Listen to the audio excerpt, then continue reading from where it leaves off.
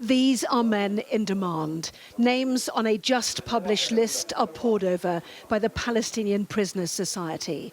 The phone has not stopped ringing, families desperate for news. Yes. Nice to meet you. Cases here carefully catalogued. 10,400 Palestinians from the West Bank and East Jerusalem are currently in Israeli detention. The total number taken from Gaza, though, is unknown. This is the biggest challenge for us. We receive calls from the families from Gaza since the beginning of the war. They don't know any information about their people who were arrested from the Israeli occupation in Gaza. Maybe they killed. Maybe they are in secret jails. Before October the 7th, the biggest ever prisoner exchange was the release of Israeli soldier Gilad Shalit in 2011, held by Hamas in Gaza for 5 years. More than 1,000 Palestinians were freed, among them, after 22 years in jail, Yahya Sinwar, the Hamas leader in Gaza, widely seen as the architect of October the 7th. He was killed in October last year in Rafah.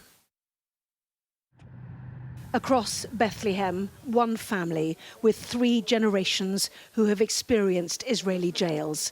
Grandfather, father, and now missing their eldest son.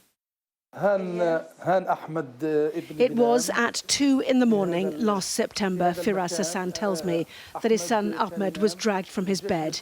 He was 16. He'd posted anti-Israeli comments on Facebook. He is now in Offa prison, but is not on this first list to be freed. I miss him a lot, and I am afraid for him because of what happens in Israeli jails. The day of release for Firas himself last April, 2 years in jail with no charges this time. He says he was beaten in prison. He'd been arrested at a checkpoint in his car. As a young man, he said he had been a member of the political wing of Palestinian Islamic Jihad, but no more. He spent 15 years in prison in total. Before the 7th of October, the situation was stable. After that, everything turned upside down. It was horrible, crazy, scary. The beatings, starvation, and decreasing the amount of food compared to before 7th of October. A family now hoping the ceasefire deal will hold long enough to see their son return home. Anna Botting, Sky News, Bethlehem.